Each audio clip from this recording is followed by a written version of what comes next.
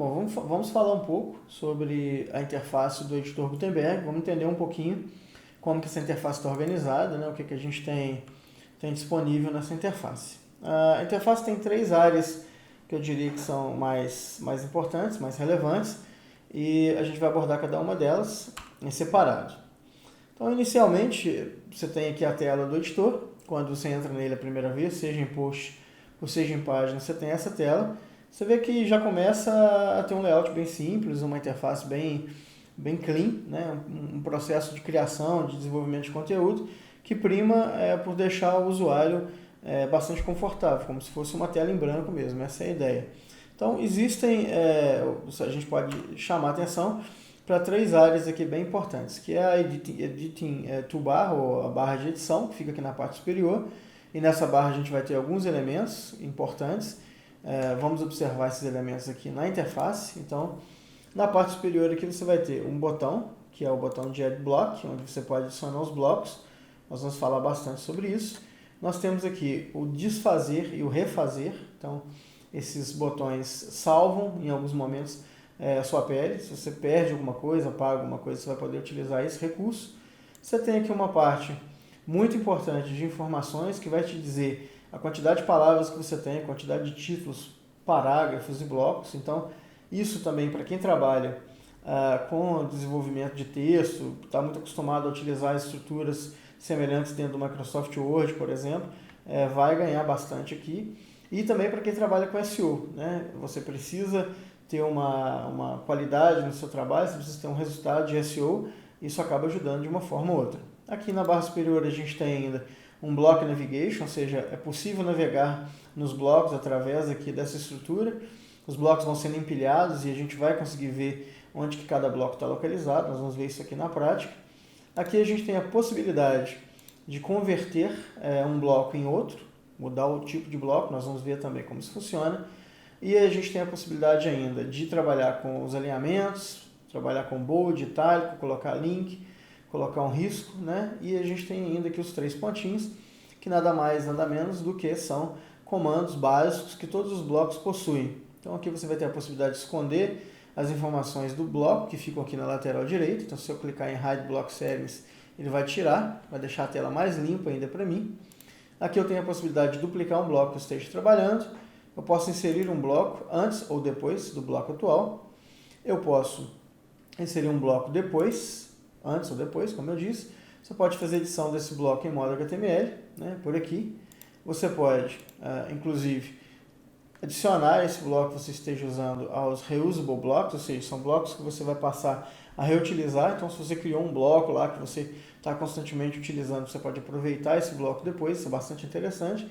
E, finalmente, a gente pode remover os blocos. É interessante você observar aqui em cima que essa barra muda, tá? Na medida em que você seleciona outros componentes, a interface vai mudando. Por quê? Porque a interface ela vai estar trabalhando de acordo com aquilo que você tem selecionado. No momento que eu estou selecionando esse bloco, que ele está no modo HTML, só ele está no modo HTML, o outro bloco não está. Isso é uma coisa bastante interessante. Você, quando trabalhava no editor clássico, querendo ou não, você tinha que colocar tudo em HTML, e aqui você não precisa fazer isso. Então, para esse primeiro bloco que está em HTML, eu clico, né, peço para poder ele voltar para o visual, e aí ele retorna, e aí eu posso simplesmente vir cá e apagar o bloco a qualquer momento. Então, é importante você observar que essa barra ela muda, tá, de acordo com o tipo de elemento que você esteja selecionando. Cabe ressaltar também que a interface que eu estou utilizando é uma interface que está na língua inglesa, você pode facilmente passar o WordPress aí para português. Eu sempre prefiro trabalhar com a interface em inglês, porque eu acho que na internet você vai encontrar muito recurso, muita informação na língua inglesa. Então, quando você encontra essa informação, você tem que ficar fazendo tradução para se adaptar, é mais complicado. Então é interessante que você já se adeque, já se adapte a trabalhar dessa maneira. É um inglês bastante simples, bastante acessível, porque as informações que você vai encontrar, as referências, na maioria das vezes, elas vão estar em inglês. Eu sempre vou procurar colocar nas minhas apresentações o texto em inglês e português ao mesmo tempo, para que você tenha a referência imediata do significado daquele texto na língua portuguesa, o que ele significa. Então é uma coisa que eu primo bastante, ter esse cuidado de deixar para você essa informação.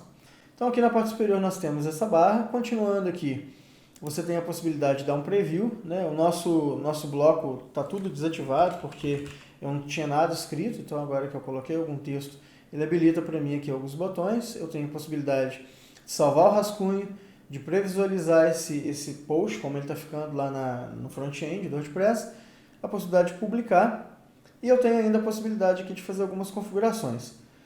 Eu vou só voltar então à exibição dos dados do bloco, Show Block Settings, e aí a gente vai ter uma interface aqui na lateral mostrando esses blocos, as características dos blocos. Aí, se a gente for olhar aqui, a gente pode esconder novamente pela rondana, tá vendo? Então é possível você fazer por aqui também, para deixar a interface mais limpa. E você pode ainda fazer algumas configurações mais específicas, que daqui a pouquinho eu vou mencionar com vocês. Bom, voltando então na nossa apresentação, a gente tem a Content Area, ou seja, a área de conteúdo, que é justamente onde a gente vai poder fazer a edição, fazer a inserção de conteúdo dentro do site, inserir realmente as informações que a gente está trabalhando. E, finalmente, a gente tem ainda aqui o que eles chamam de Advanced Settings, ou seja, recursos avançados, ou, enfim, settings, né, são configurações avançadas. Uma coisa interessante sobre esse conjunto de informações que ficam aqui na lateral direita é que você vai ter, por padrão, o document, ou seja, o documento, que são as informações básicas do documento, e aí você vai observar que isso aqui é muito parecido, muito semelhante com o que a gente já tinha no editor, digamos assim, no editor clássico. Se a gente for observar o editor clássico, você vai ver que a gente tem a guia publicar, a guia categories, tags, a feature de image, ou seja, a imagem de destaque. Se você for olhar aqui, é tudo muito semelhante. Categorias, tags, feature de image, ou seja, a lógica permanece mais ou menos a mesma, né? E aí você tem aqui a guia bloco, ou block. Você vê que ela está vazia, não mostra nada. Por quê? Ela só vai mostrar alguma coisa na medida em que você selecione. Se eu selecionar o bloco de parágrafo, então a guia block passa a mostrar as informações específicas desse bloco.